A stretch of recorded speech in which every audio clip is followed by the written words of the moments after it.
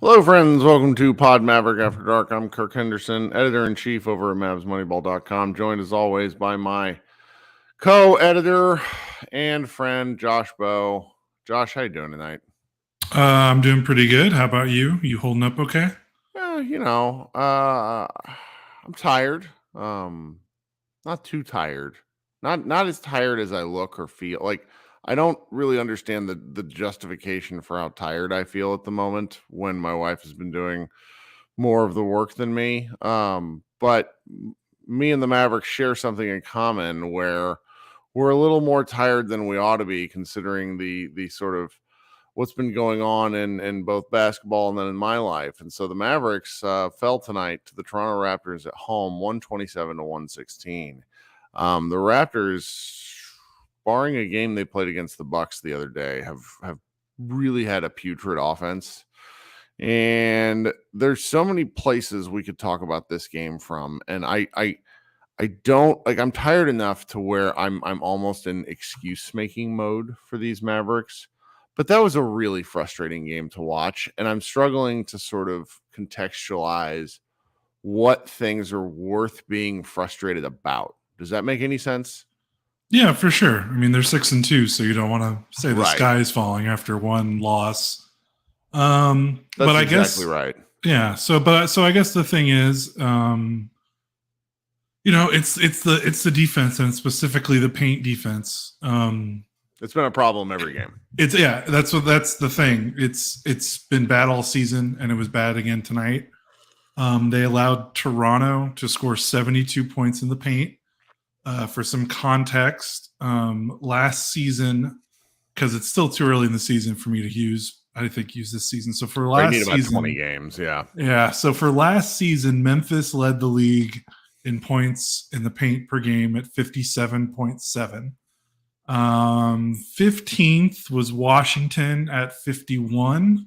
So you would consider, anything below 50 is pretty good. Anything, above 53 or so is bad.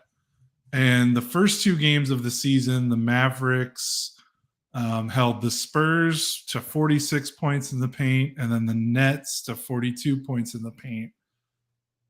Here are the numbers since then. Memphis 52, Chicago 54, Denver 68, Charlotte 72, Orlando 52, and now Toronto 72. So, to give up two 70-plus points, games of points in the paint, and then another 68-pointer, and we're only 8 games into the season, that's not ideal. And if you look at the shot chart, I tweeted it out tonight, it's hilarious. Like, Toronto literally did nothing outside of the paint. I mean, literally nothing. They were 2 of 9 from mid-range.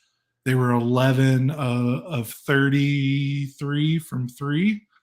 So this is not one of those games where, you look at it and you're like, Toronto got hot from 3 and 3-point shooting is variable and just a bad luck night for the Mavericks. No, this was a very, this was a very poor defensive effort, and that's the reason they lost. There was no variance in this game for sure. And so it's worth pointing out at this point, Derek Lively did not play. He was sort of a late mid-afternoon scratch. Like, he clearly started to feel sick, and they decided to hold him out of the game, which is fine. And so what his absence points to, once again, is number one, how important he is to what they do. But he's been there for these for all these games, Yes. except for this one. So That's it's the not counter. like he's not helping that much on the paint defense. Where he's helping is the rebounding. And the Mavericks, like, what's the difference in boards tonight? I get the Mavericks only got rebounded by 5, but it did not. No, it's 50 to 38. Why am I seeing NBA.com has 60 to 55? What in the world is the difference there? I'm looking at ESPN. My bad. ESPN's API, so the link between the two has been goofy lately. Like I wasn't even getting, because I always keep the game stats up in the play-by-play, and it was not. There was something afoot there, Okay. and so it's this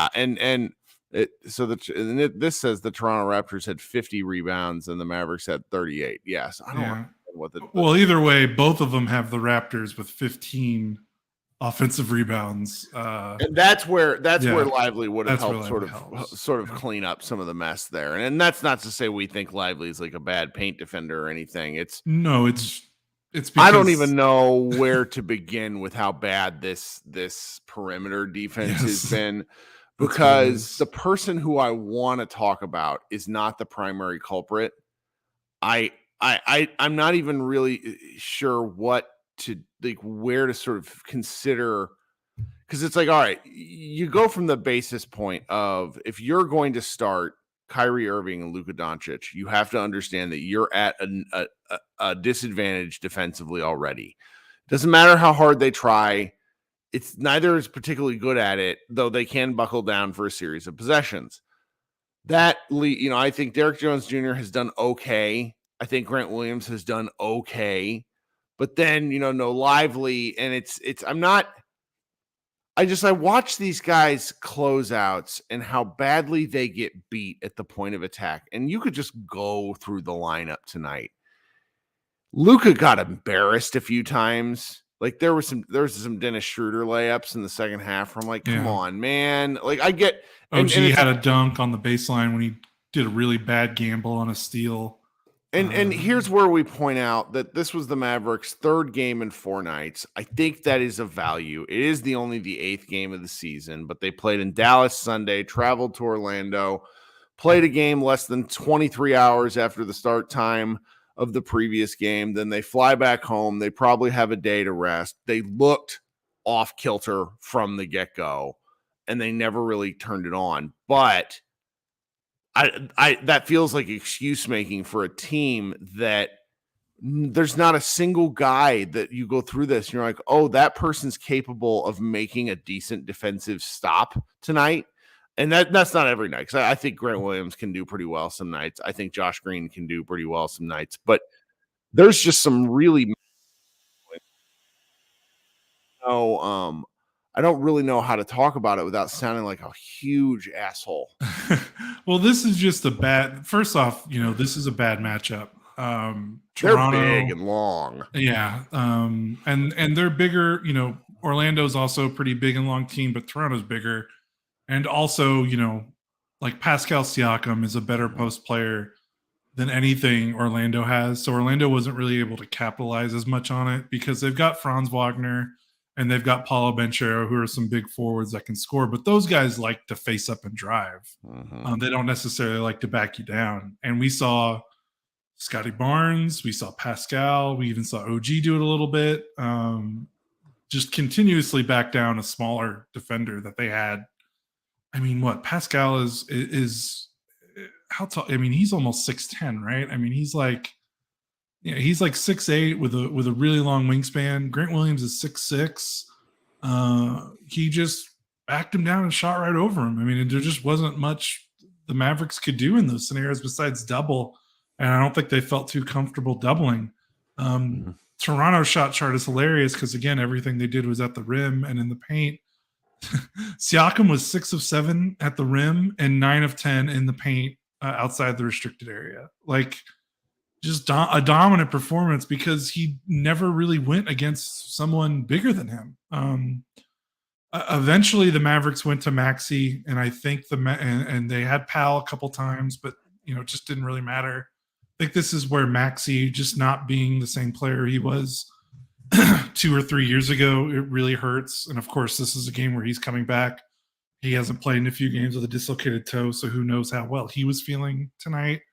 But yeah, the Mavericks just didn't have any answers for Pascal because there was physically just no one on the roster without Lively could guard him, and it was getting so bad that I almost wondered, should the Mavericks do some Maxi Powell double big lineups? And I think Toronto was smart. I don't know if they tried to counter the Mavericks before they could counter, but in the second half, Jakob Poeltl barely played. So yeah. Their coach did laps around the Mavericks tonight. Yeah, I'm looking at it right now. Jakob Poeltl played 5 minutes in the second half. So Toronto basically was paying either Pascal at the 5 or Chris Boucher at the 5, and basically negate, because you can't do Maxi Powell if Poeltl's not on the floor. No, because that presents. So it was almost like, I wonder if Toronto at halftime was like, look, the Mavs might try to go big because they can hide a big on Poeltl. They can hide Dwight Powell on Poeltl. It's not a big deal. But they just didn't play Poeltl in the second half, and they kind of forced the Mavs to meet them with a small ball lineup of their own. And Toronto's small ball lineup is just light years bigger than the Mavericks. That comes back to the same thing we saw during the Denver game, is that when the Mavericks go small, it's small enough to the point to where when it's not working, even the notoriously positive Dallas Mavericks announce crew is kind of like, hey, this isn't great. And I'm not really sure what you do about it, because I don't blame Maxey for the position the Dallas Mavericks coaches put him in and have put him in for 3 years now. He has been burnt toast for a long time. They gave him an extension, which was a mistake at the time, even though it's for a reasonable amount of money. I hear, there's both sides of this, but it's just he's been bad since basically, he played pretty well in the Utah series, but he was awful that entire March. Remember, I think he made like 8 threes in March of 22, and like that was not 22, or was it 22? 21. I don't freaking know. Time. I think it was 20. I think it was 22. It was on the way to the Western Conference Finals. Yeah, 22. That was when he played outstanding, and it's been a real long time. And then you got Powell, who is just clearly outsized, and so it's people on my social feeds and then my personal life are like, how can the Mavericks keep doing this? Blah blah blah blah blah. Well, the first answer is that when you have Derek Lively, everybody slots back a position, and right. You can tolerate the Powell minutes. But then I'm looking at everyone else out there, and I just find myself getting more and more frustrated. I have waited 5 more minutes after saying I wanted to talk about the person, like I wanted to lead off with this person. I can't watch Josh Green play basketball when he's bad. This was a rough game for him. It was as bad a performance as he has had since Josh Reeves and him went at it in that Laker game, and then Kid benched him. Like, he was a non-contributing 0, a negative 21 in 18 minutes. That's fucking hard. I know that it's single game stuff doesn't matter. His statistical profile was non-existent. We have folks that are out there, like my buddy Adam Mara, he runs DNVR, and Zach Lowe both think Josh Green is great. And I'm like, I don't want to get down the disparagement mode because I actually think he's pretty functional. But at the end of the day, he is still a 6'4" guard that will not shoot, cannot score when he gets scared, and isn't that good of a defender. He is strong. When he's in a capable position to defend, when he's on, like on nights when he's on, I think he's a pretty functional guy. But he can't navigate screens. SJ covered that for MavsMoneyball.com. He looks like a third grader hitting a screen every time for the first time. And then when a guy gets ahead of steam on him, he's just like, where did he go? Like he doesn't know what to do. I find myself maddened. Am I totally off key, or am I just taking this out on him? I'm gonna let my wife told me I didn't actually switch laundry. Be right back. Okay. I understand. I mean, this was a pretty frustrating game from him. The thing for me, the offense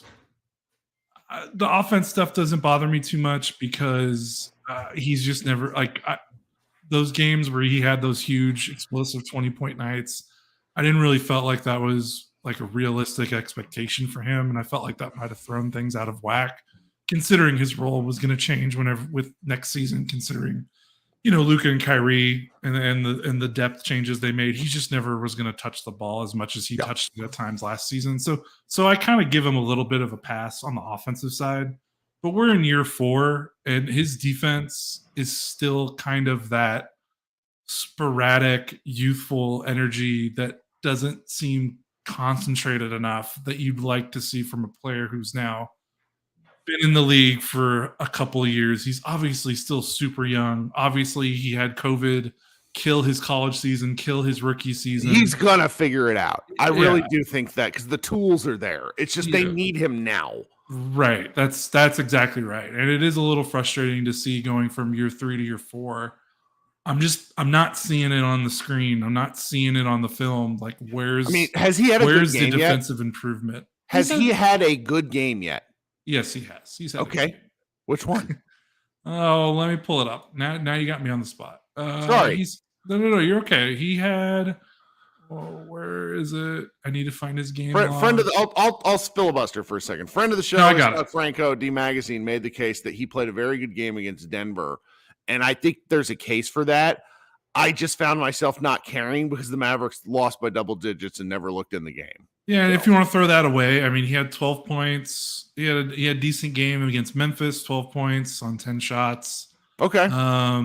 Scored 11 points in the opener against the Spurs. I did like that game. That's a fair one. He's averaging about 1.5 steals per game, so he's made some defensive play, like splash plays, which is nice. He had another one in this game. Okay. It doesn't say that he had a steal tonight, but I swear he had a steal where Toronto kind of grabbed a rebound and was trying to bring it up the court, and he kind of took it away. Well, then it's entirely under the realm of possibility that I'm being unfair because as a top 7 guy in the rotation, I need more from him. No. But here's the thing: like, those steals are nice, but that's one, like, 3 steals in a game is great, but those are 3 possessions. Like, he needs to string together more consistent possessions because otherwise, like you said, his screen navigation is not where it needs to be. His ability to get around screens, things like that. The over-exuberant, over-helping, like, I really thought that would be something that would get better with age, and maybe it still will, but, like, the fact that it still looks the same that it looked in year 3, where he's just helping when he shouldn't. He gave up a Malachi Flynn. He gave up a Malachi Flynn left corner 3 because he completely lost Flynn. Because he overhelped toward the center, didn't actually affect the play. And then the ball went to Flynn, who shifted over about 5 feet. Josh turned around and looked like a little league goalie trying to figure out where the ball went. And he needs to take about, I don't know, a step and a half less and then know where his guy is. You just can't get lost like that. And again, I'm picking on him. I'm not being fair. Because another bad matchup for him too, because everyone he guarded was pretty much weighed more than him and was like 2 inches taller than him too. So, but that goes to the you look at the when a 19-year-old rookie center is out of your lineup, it should not cause this much of a cascading issue, and that's why this team's still working. Like, this team is still one more. Like, they need one more starting caliber 6'8" forward before we feel like, okay, there's something cooking here. I mean, there's already something cooking, but I'm talking about, like, contention, like being a championship contender. This gets ahead, but do you think, like, are we to the point we played rough? I mean, the Mavericks have played now, it's 8 full games. That's 1/10 of the season. We've yet to see a meaningful Olivier Maxence Prosper minute. Should they have tried him at one of these early ones just to see what he can do, or do we think he's that far gone? I don't think he's that far gone. It's just, do you want a guy that hasn't played any NBA minutes yet? Do you want to throw him out there against a team like this? I mean, I never felt like the Mavericks were in this game. That's kind of the Mavericks. Like, so you get to elements of this, and this is where it's, kind of beating a dead horse in the ground. Third game in 4 nights. They just didn't play.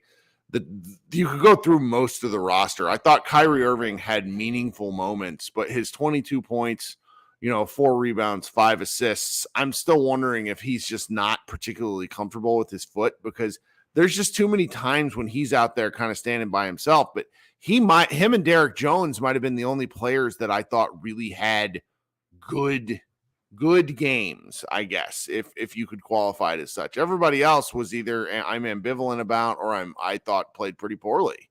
Yeah, I understand. Jones had 3 blocks in 29 minutes, which was pretty cool. He's still shooting well, still scoring well. Teams are going to let him do, it's basically kind of up to him. That's not going to change this year. Teams are not going to guard him. Shots. Yeah, so he needs to, just if he can stay somewhat consistent, that's huge.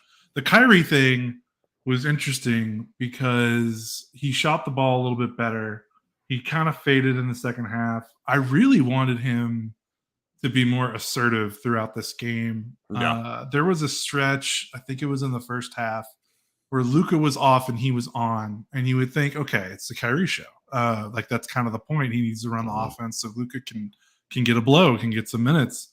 And he kind of deferred to Tim Hardaway Jr. a lot. And THJ had 3 turnovers tonight, which for THJ's job is to shoot the ball. His job is to shoot. So that's hard. Yeah. So to get 3 turnovers, that means he was handling the ball way more than he should have. And there were possessions where Kyrie was on the floor, Luka was off, where Kyrie was spotting up in the corner and letting THJ do some stuff with the ball. And it's I understand you want to share the ball and you want to be a good teammate, but that's the time of a game.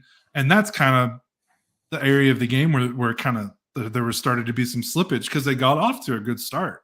It wasn't until they kind of went to the bench that things got a little funky, which is really weird because Toronto has been getting killed with their bench units. So it was, again, another kind of little disheartening there. Toronto's starters have played okay for most of the season. It's been their bench that has killed them in their losses. And to see that their bench kind of got them back into the game, that was a little disappointing. I think that should have been what they were up.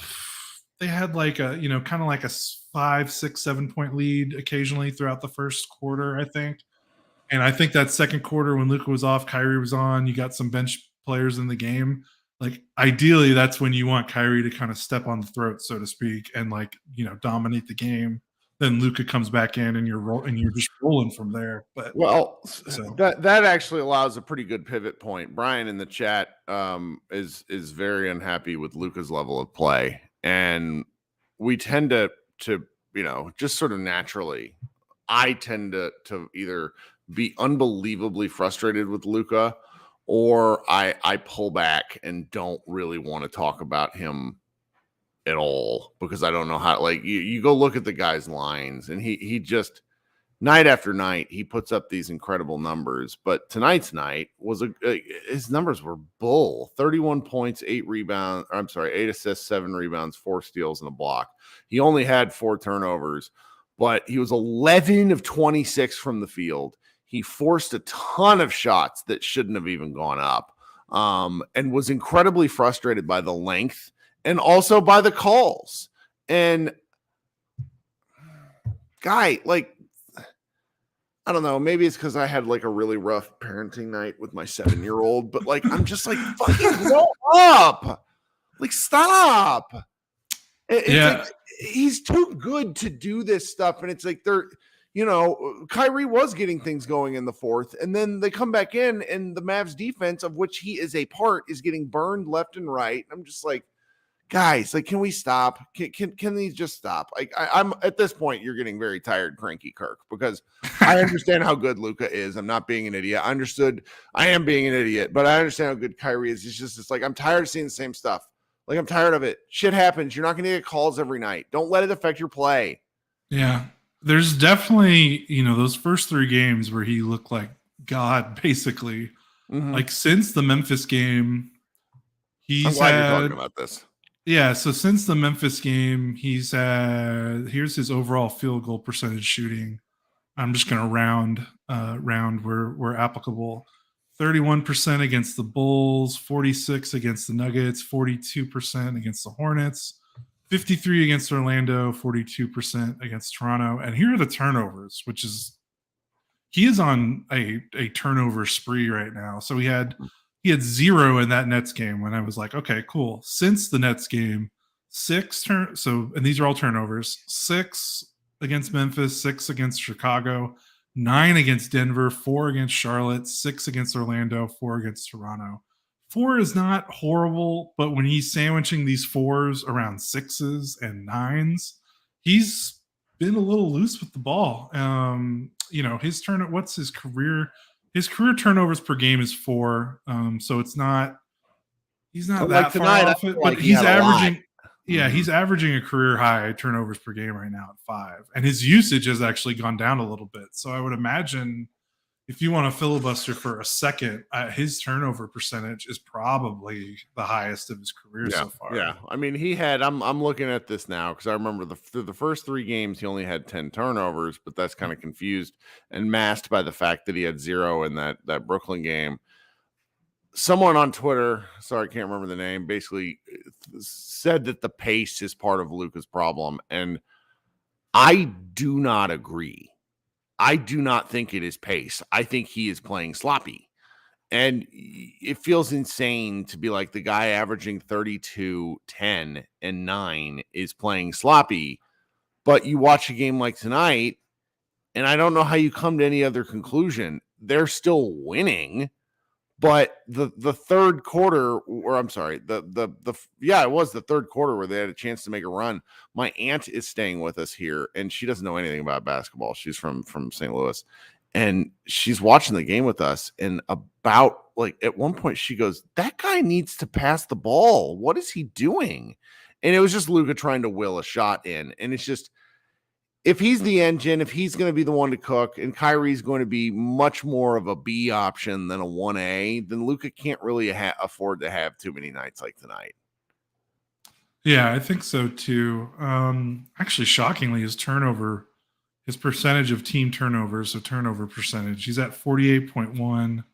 It was 40.1 last season, but actually he's had 2022, he was a little bit higher, and 2021, he was a little bit higher than that. So his turnover rate's not that bad, but it just feels like he's going through a little bit of a period where he's been a little sloppy. He looks haggard. I mean, there's a little bit of a debate going on in the chat about how, one guy thinks he looks a little bit hurt. I don't think he looks hurt. I think he looks in shape, but then he looks haggard. And as a dad with an infant, I can tell you what haggard looks like. I look in the mirror most days. And those first 4 games, I think, took a lot out of him in a way that 7-game stretch did last year. And I find myself a little concerned. Obviously, the third game in 4 nights is probably the biggest concern. They'll figure something out. But when you lose a game the way they lost tonight against a team that's just not this good, and the Raptors are going to be a play-in team at best, I find myself questioning a lot of my priors. Now, they're back at it Friday, and I think the best course of action is for us to probably just close up and go to bed. But it's been rough. Yeah, I think we probably let's get to what's today, the 14th. Let's get a week. Their next 3 games are Clippers and then the Pelicans twice. If they can rebound and let's say they go 2-1 in those 3 games, I think we can maybe rest a little easier about the direction of where the season's going. But yeah, I don't know. It's weird. It's weird because they're 6-2. You can't deny that. They've had this creeping problem in every single game they played, which is again the points in the paint and the size, but they've been able to blow by it with, they've got a crazy offense. So it was going to run into them eventually. I think the thing is